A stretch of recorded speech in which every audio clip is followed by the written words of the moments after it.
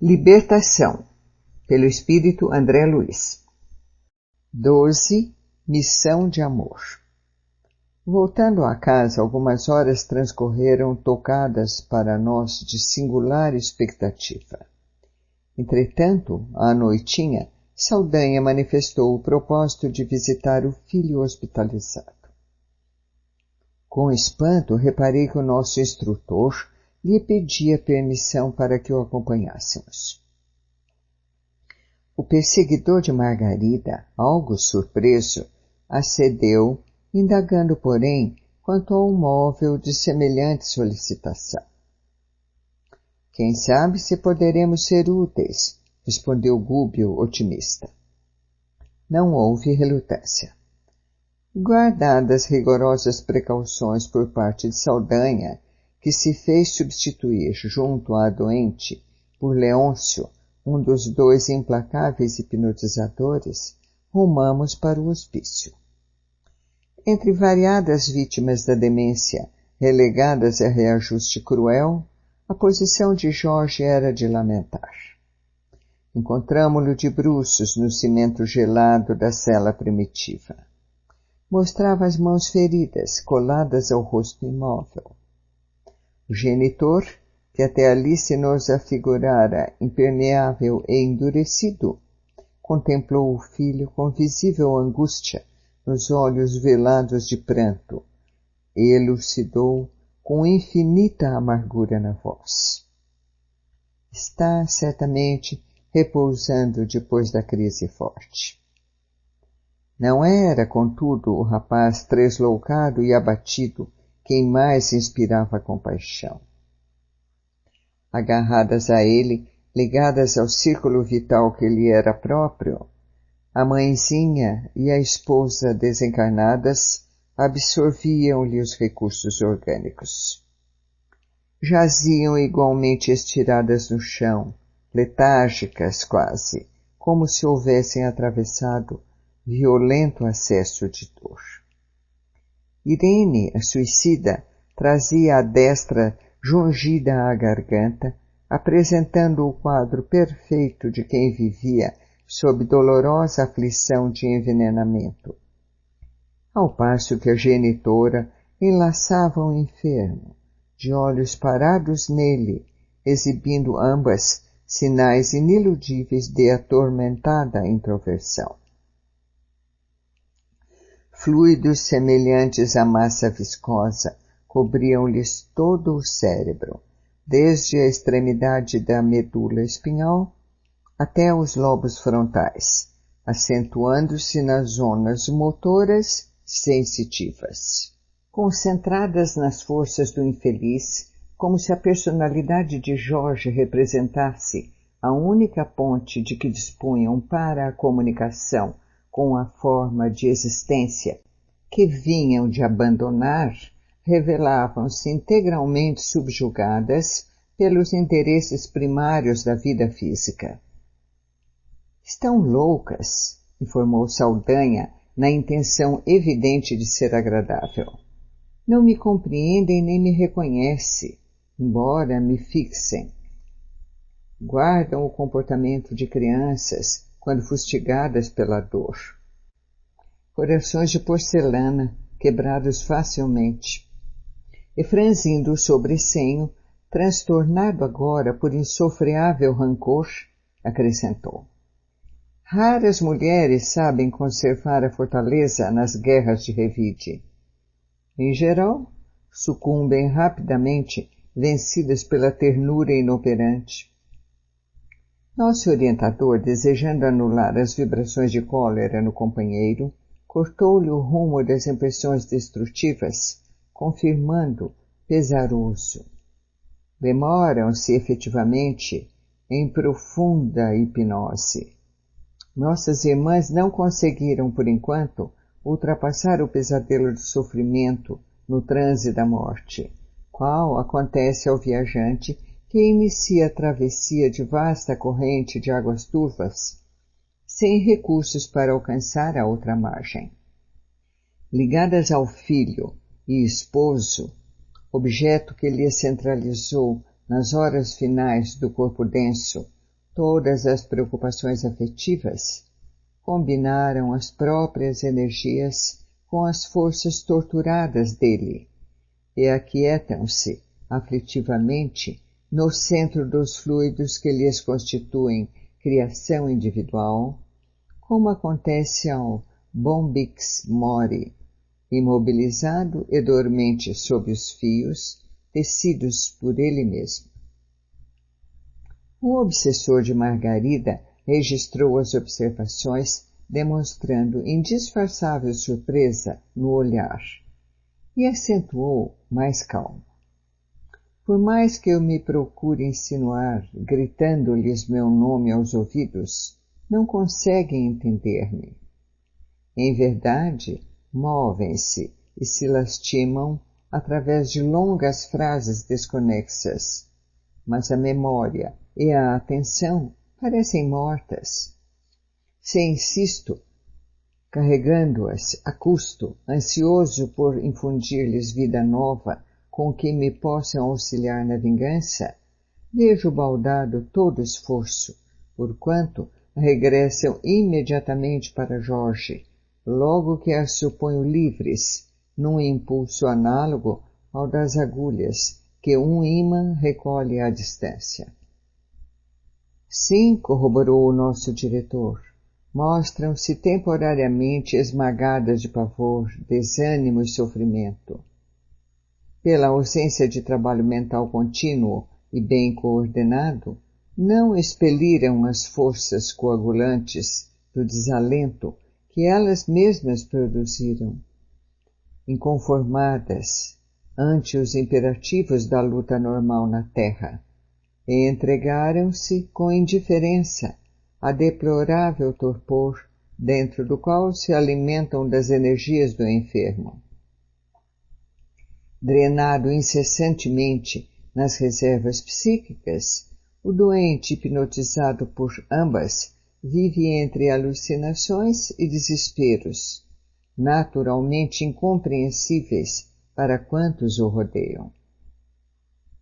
Com sincera disposição de servir, Gúbio sentou-se no piso cimentado e, num gesto de extrema bondade, acomodou no regaço paternal as cabeças das 3 personagens daquela cena comovente de dor, e endereçando o olhar amigo ao algoz da mulher que pretendia salvar, que o observava espantadiço, indagou. Saldanha, permite-me algo fazer em benefício dos nossos? A fisionomia do perseguidor modificou-se. Aquele gesto espontâneo do nosso orientador desarmava-lhe o coração, emocionando-o nas fibras mais íntimas, a julgar pelo sorriso que lhe inundou o semblante, até então desagradável e sombrio. Como não? Falou quase gentil. É o que procuro realizar inutilmente. Impressionado com a lição que recebíamos, contemplei a paisagem ao redor, cotejando-a com a da câmara em que Margarida experimentava aflição e tortura. Os impedimentos aqui eram muito mais difíceis de vencer. O cubículo transbordava a imundície. Nas celas contíguas, entidades de repugnante aspecto se arrastavam a esmo. Mostravam algumas características animalescas de pasmar. A atmosfera para nós se fizera sufocante, saturada de nuvens de substâncias escuras, formadas pelos pensamentos em desequilíbrio de encarnados e desencarnados que perambulavam no local em deplorável posição. Confrontando as situações, monologava mentalmente. Por que motivo singular não operara nosso orientador no quarto da simpática senhora que a amava por filha espiritual, para entregar-se ali, sem reservas, ao trabalho de assistência cristã? Vendo-lhe, porém, a solicitude na solução do problema afetivo que atormentava o adversário, entendi, pouco a pouco, através da ação do mentor magnânimo, a beleza emocionante e sublime do ensinamento evangélico. Abre aspas. Ama o teu inimigo, ora por aqueles que te perseguem e caluniam. Perdoa 70 vezes 7. Fecha aspas. Gúbio, sob nosso olhar comovido, afagava a fronte das 3 entidades sofredoras, parecendo liberar cada uma dos fluidos pesados que as entorpeciam em profundo abatimento. Decorrida meia hora na evidente operação magnética de estímulo, endereçou um novo olhar ao verdugo de Margarida, que lhe analisava os mínimos gestos com dobrada atenção, e interrogou. Saldanha, não te agastarias se eu orasse em voz alta? A pergunta obteve os efeitos de um choque. Oh! Fez o interpelado, surpreendido. Acreditas em semelhante panaceia? Mas, sentindo-nos de pronto a infinita boa vontade, aduziu confundido. Sim, se querem. Nosso instrutor valeu-se daquele minuto de simpatia e, alçando o pensamento ao alto, deprecou, humilde. Senhor Jesus, nosso divino amigo, há sempre quem peça pelos perseguidos, mas raros se lembram de auxiliar os perseguidores. Em toda parte ouvimos rogativas em benefício dos que obedecem. Entretanto, é difícil surpreendermos uma súplica em favor dos que administram. Há muito que rogam pelos fracos para que sejam, a tempo, socorridos. No entanto, raríssimos corações imploram um concurso divino para os fortes, a fim de que sejam bem conduzidos. Senhor, tua justiça não falha. Conheces aqueles que ferem e aquele que é ferido. Não julgas pelo padrão de nossos desejos caprichosos, porque o teu amor é perfeito e infinito. Nunca te inclinaste tão somente para os cegos, doentes e desalentados da sorte, porque amparas na hora justa os que causam a cegueira, a enfermidade e o desânimo. Se salvas, em verdade, as vítimas do mal, buscas igualmente os pecadores, os infiéis e os injustos. Não menoscabaste a jactância dos doutores e conversaste amorosamente com eles no templo de Jerusalém. Não condenaste os afortunados, e sim abençoaste-lhes as obras úteis.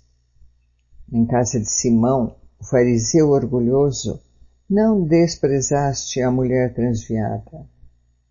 Ajudaste-a com fraternas mãos. Não desamparaste os malfeitores. Aceitaste a companhia de 2 ladrões no dia da cruz. Se tu, mestre, o mensageiro imaculado, assim procedeste na terra, quem somos nós, espíritos endividados, para amaldiçoarmos uns aos outros? Acende em nós a claridade de um entendimento novo. Auxilia-nos a interpretar as dores do próximo por nossas próprias dores. Quando atormentados, faze-nos sentir as dificuldades daqueles que nos atormentam, para que saibamos vencer os obstáculos em teu nome.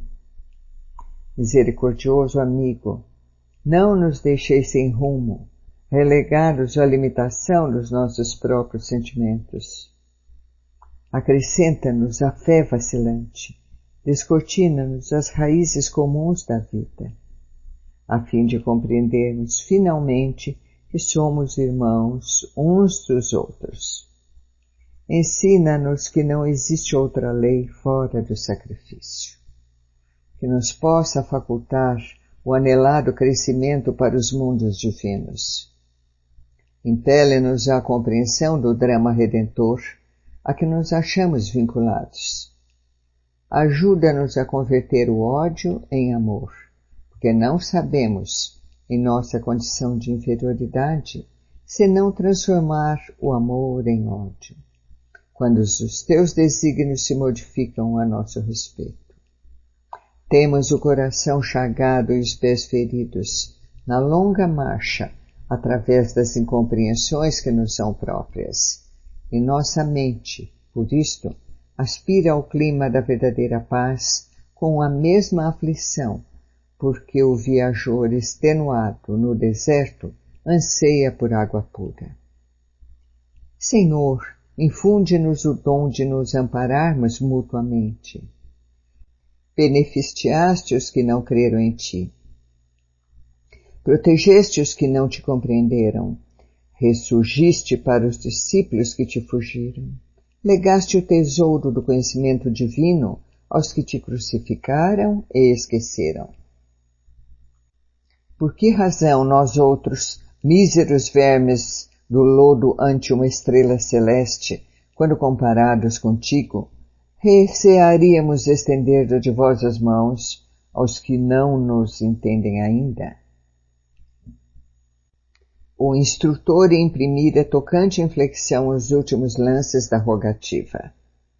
Eloi e eu tínhamos os olhos turvos de lágrimas, tanto quanto Saldanha, que recuara aterrado para um dos ângulos escuros da cela triste. Gúbio transformara-se gradualmente.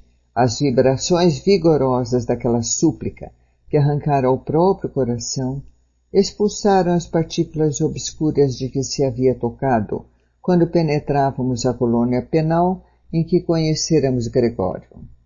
E sublimada luz brilhava-lhe agora no semblante, que o pranto de amor e compunção irisava com intraduzível beleza. Parecia ocultar desconhecido alampadário no peito e na fronte, que despediam raios luminosos de intenso azul, ao mesmo tempo que formoso fio de claridade incompreensível o ligava com o alto, perante nosso aturdido olhar. Findo o intervalo, fez incidir toda a luminosidade que o envolvia sobre as três criaturas que asilava no regaço, e exortou. É para eles, Senhor, para os que repousam aqui em densas sombras, que te suplicamos a bênção. Desata-os, Mestre da caridade e da compaixão. Liberta-os para que se equilibrem e se reconheçam. Ajuda-os a se aprimorarem nas emoções do amor santificante, olvidando as paixões inferiores para sempre.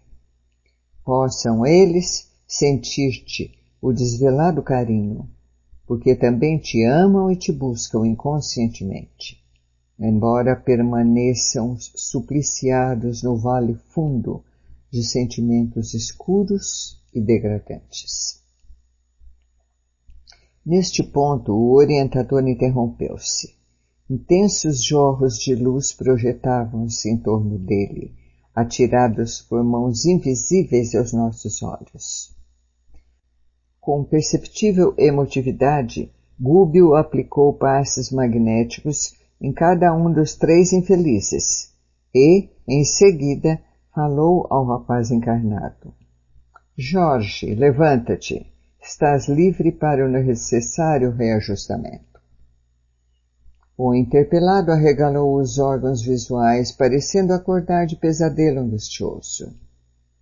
Inquietação e tristeza desapareceram-lhe do rosto, celeremente. Num impulso maquinal, obedeceu à ordem recebida, erguendo-se com absoluto controle do raciocínio. A interferência do benfeitor quebrara os elos que o prendiam às parentas desencarnadas, liberando-lhe a economia psíquica. Presenciando o acontecimento, Saldanha gritou em lágrimas: Meu filho! Meu filho! O doente não registrou as exclamações nascidas do entusiasmo paterno, mas procurou o leito singelo onde se aquietou com inesperada serenidade. Vencido nos melhores sentimentos de que era detentor, o algoz de Margarida aproximou-se do nosso dirigente com as maneiras de uma criança humilhada que reconhece a superioridade do mestre. Mas, antes que pudesse tomar-lhe as mãos para osculá-las, talvez, pediu-lhe Gúbio sem afetação. Saldanha, acalma-te. Nossas amigas despertarão agora. Afagou a cabeça de Iracema e a infortunada mãe de Jorge voltou a si, gemendo. Onde estou? Reparando, no entanto, a presença do marido ao lado, nomeou-o por apelido carinhoso de família e bradou, desvairada de emoção. Socorre-me! Onde está nosso filho? Nosso filho! Passou, logo após, para a fraseologia particular de quem reencontra um ser amado depois de longa ausência. O obsessor da doente que nos interessava de mais perto, tangido nas fibras recônditas do ser, derramava agora abundantes lágrimas e buscava o olhar de Gúbio instintivamente, rogando-lhe, sem palavras, medidas salvacionistas. Em que mau sonho me demorei? Indagava a desventurada irmã, chorando convulsivamente. Que cela imunda é esta? Será verdade que já atravessamos o túmulo? E, em crise de desespero, acrescentava, temo o demônio, temo o demônio. Ó Deus meu, salva-me, salva-me. Nosso instrutor dirigiu-lhe palavras encorajadoras e indicou-lhe o filho que descansava bem ao nosso lado. Recompondo-se gradualmente, ela perguntou a Saldanha por que emudecera, faltando a palavra amorosa e confiante de outro tempo, ao que o verdugo de Margarida respondeu significativamente. Iracema, eu ainda não aprendi a ser útil. Não sei confortar ninguém. A essa altura, a sofredora mãe, então desperta, passou a interessar-se pela companheira de infortúnio que fazia a mão direita movimentar-se sobre a garganta. Crendo a custo tratar-se da nora que se lhe fizera irreconhecível, apelou aflita. Irene, Irene! Interveio Gúbio com o poder de despertamento que lhe era peculiar, distribuindo vigorosas energias aos centros cerebrais da criatura que continuava abatida. Transcorridos alguns instantes, a nora de Saldanha ergueu-se num grito terrível. Sentia dificuldade em articular a voz, sufocava-se ruidosamente, presa de angústia infinita.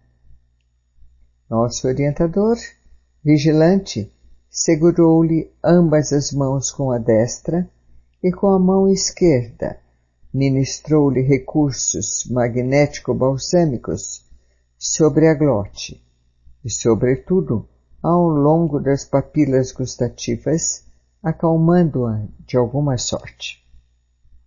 Embora despertada, a suicida não mostrava a relativa consciência de si mesma. Não guardava a menor ideia de que seu corpo físico se desfizera no túmulo. Era o tipo da sonâmbula perfeita, acordando de súbito. Adiantou-se na direção do esposo, reintegrado nas próprias faculdades, e exclamou estentórica.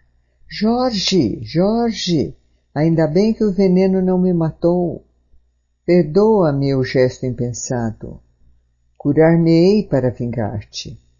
Assassinarei o juiz que te condenou a tão cruéis padecimentos.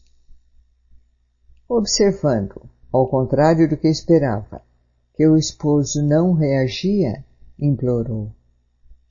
Ouve, atende-me. Onde dormi tanto tempo? Nossa filha onde está?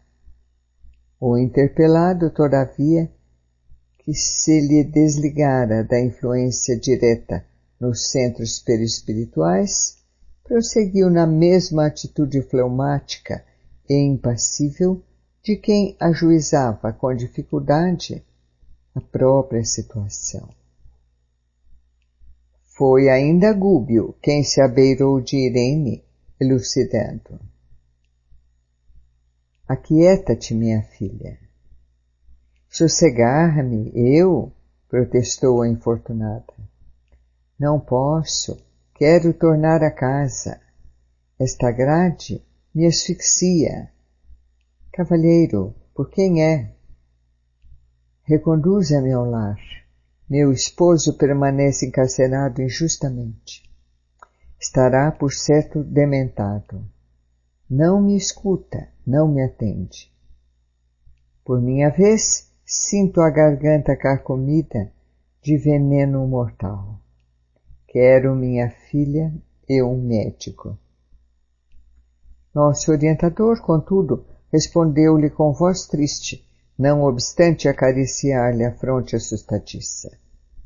Filha, as portas de tua casa no mundo cerraram-se para tua alma com os olhos do corpo que perdeste.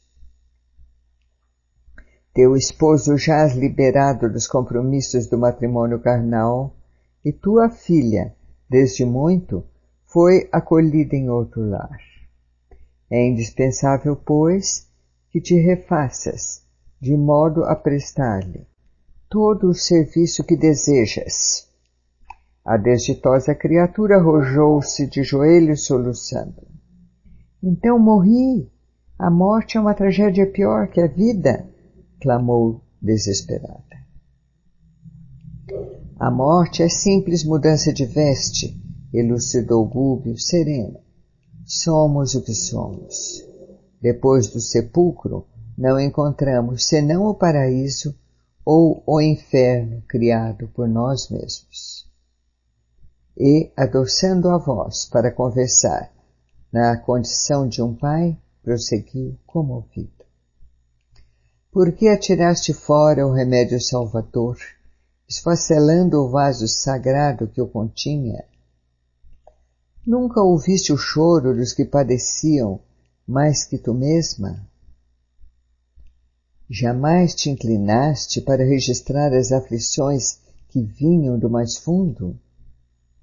Por que não auscultaste o silencioso martírio daqueles que não possuem mãos para reagir, voz para suplicar? A revolta consumiu-me, explicou a desventurada. Sim, confirmou o instrutor solícito. Um momento de rebeldia pôs um destino em perigo. Como diminuto erro de cálculo ameaça a estabilidade de um edifício inteiro. Infeliz de mim, suspirou Irene, aceitando a amargosa realidade. Onde estava Deus que não me socorreu a tempo? A pergunta é inoportuna, esclareceu nosso dirigente bondosamente. Procuraste saber antes onde te encontravas a ponto de te esqueceres tão profundamente de Deus? A bondade do Senhor nunca se ausenta de nós. Se transparecia da bendita oportunidade terrena que te conduzia à vitória espiritual, reside também agora nas lágrimas de contrição que te encaminham à regeneração salutar. Admito que possas, em breve, alcançar semelhante bênção. Entretanto, cavaste enorme precipício entre a tua consciência e a harmonia divina que precisarás transpor, efetuando a própria recomposição. Por algum tempo experimentarás a consequência do ato impensado. Colher fruto imaturo é praticar violência. Intoxicaste a matéria delicada sobre a qual se estruturam os tecidos da alma, e poucas circunstâncias te atenuam a gravidade da falta. Não percas, porém, a esperança e dirige os passos na direção do bem. Se o horizonte por vezes se faz mais longínquo, nunca se torna inatingível. E, encorajando-a paternalmente, acentuou: vencerás, Irene, vencerás. A interlocutora, entre o desapontamento e a rebelião, não parecia interessada em reter os elevados conceitos ouvidos. Desviando a atenção da verdade que a feria, fundo, identificou a presença de Saldanha, passando a gritar medrosamente. Gúbio interferiu, acalmando-a. A companheira de Jorge, todavia, dominado o temor infantil, regressou à intemperança mental, posou no sogro os olhos atormentados e inquiriu: sombra ou fantasma, que procuras aqui? Por que não vingaste o filho infeliz? Não te dói tanta infâmia inútil? Não disporás, acaso, de armas com que possas ferir o juiz desalmado que nos conspurcou a vida? Cessa, então, com a morte, o devotamento dos pais? Descansarás, porventura, em algum céu, contemplando Jorge assim, reduzido a frangalhos? Ou ignoras a realidade cruel? Que razões te compelem à mudez das estátuas? Por que não buscaste sem repouso a justiça de Deus, que não se encontra na terra? As perguntas semelhavam-se a golpes de ferro em brasa. O perseguidor de Margarida recebia-as por vergastadas no íntimo. Por enquanto, extrema indignação lhe empalideceu o semblante. Hesitava quanto à atitude a assumir, mas, reconhecendo-se diante de um condutor amoroso e sábio, procurou o olhar de Gúbio, rogando-lhe cooperação em silêncio, e o nosso instrutor tomou por ele a palavra. Irene, exclamou melancólico, a certeza da vida vitoriosa acima da morte não te infunde respeito ao coração? Supões estejamos subordinados a um poder que nos desconhece? Perante a verdade nova que te surpreende a alma, não percebes a infinita sabedoria de um supremo doador de todas as bênçãos? Onde se encontra a felicidade da vingança? O sangue e as lágrimas de nossos inimigos apenas aprofundam as chagas que nos abriram nos corações. Acreditas que a legítima consagração de um pai deva traduzir-se através da dilaceração ou do homicídio, da perseguição ou da cólera? Saldanha veio até este cárcere por amor, e eu creio que as mais nobres conquistas dele lhe retornam à superfície da personalidade, triunfantes e renascentes. Não lhe precipites a ternura paterna no abismo do desespero, de cujas trevas procuras inutilmente fugir. A desditosa mulher silenciou, soluçante, enquanto o sogro enxugava as lágrimas que as observações generosas de Gúbio lhe haviam arrancado. Foi então que Iracema se declarou exausta e suplicou a dádiva de um leito. O nosso orientador convidou Saldanha a se pronunciar. Se Jorge melhorara, ambas as senhoras desencarnadas exigiam socorro urgente. Não seria lícito abandoná-las àquele clima de desintegração das melhores energias morais. Certamente, concordou o obsessor de Margarida, sob intensa modificação. Conheço os celerados que aqui se reúnem, e agora que Iracema e Irene tornaram a consciência que lhes é própria, preocupa-me a gravidade do assunto. Nosso dirigente explicou-lhe que poderíamos abrigá-las numa organização socorrista, não distante, mas, para levarmos a efeito semelhante medida, não poderíamos olvidar-lhe a permissão. Saldanha aceitou contente e agradeceu, desapontado. Sentia-se estimulado ao bem através da palavra cordial do nosso orientador e revelava-se disposto a não perder o mínimo desejo de corresponder-lhe à dedicação fraterna. Depois de alguns minutos, ausentávamo-nos do hospício, conduzindo as irmãs enfermas a recolhimento adequado. Enquanto Gúbio as internou com todo o prestígio de suas virtudes celestes, ante o visível espanto de Saldanha, que não sabia como exprimir-se no reconhecimento a extravasar-lhe da alma. Ao retornarmos, cabisbaixo e humilhado, o perseguidor de Margarida perguntou timidamente quais eram as armas justas num serviço de salvação, ao que nosso orientador retrucou atenciosamente. Em todos os lugares, um grande amor pode socorrer o amor menor. Dilatando-lhe as fronteiras e impelindo-o para o alto, e, em toda parte, a grande fé, vitoriosa e sublime, pode auxiliar a fé pequena e vacilante, arrebatando-a às culminâncias da vida. Saldanha não voltou à palavra e fizemos a maior parte do caminho em significativo silêncio.